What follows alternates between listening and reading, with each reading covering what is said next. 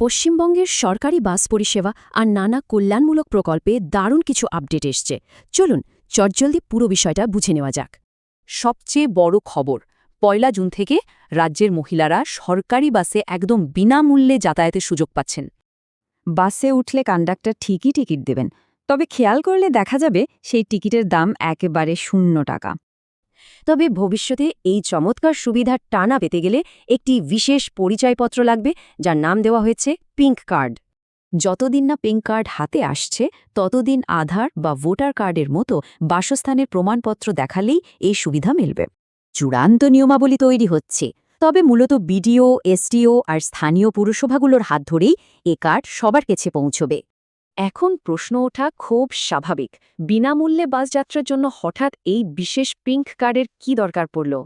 মুখ্যমন্ত্রী শুভেন্দু অধিকারীর মতে, পুরুষরা যাতে মহিলাদের সরকারি সুবিধার ফায়দা না তোলে সেই জালিয়াতি আটকাতেই এই কড়া পদক্ষেপ। তার দাবি, কেউ বোরখা পরে উঠলে কন্ডাক্টরের পক্ষে পরিচয় যাচাই করা বেশ মুশকিল, তাই এই কার্ডটি থাকা একেবারে মাস্ট। প্রশাসনের মূল লক্ষ্যই হল এই সরকারি সুবিধা যেন শুধুমাত্র বৈধ ভারতীয়রাই পান, কোনো অবৈধ অনুপ্রবেশকারী যাতে সুযোগ না পায়। জালিয়াতি রুখতে আগামী দিনে রাজ্যের অন্নপূর্ণা যোজনা প্রকল্পেও কিন্তু ঠিক এই রকম কড়া যাচাই পর্ব শুরু হতে চলেছে। ভালো খবর হলো, জনপ্রিয় মা ক্যান্টিন তো চালু থাকছেই, সাথে এখন থেকে সপ্তাহে 2 দিন সেখানে দারুণ মাছেরও ব্যবস্থা থাকবে।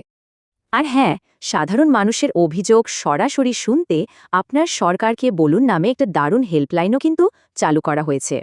শেষে একটা ভাববার বিষয়, প্রশাসনের এই কড়া ভেরিফিকেশন ব্যবস্থা কি নিত্যদিনের যাতায়াতকে আরও সহজ করবে, নাকি উল্টে ঝামেলা বাড়াবে?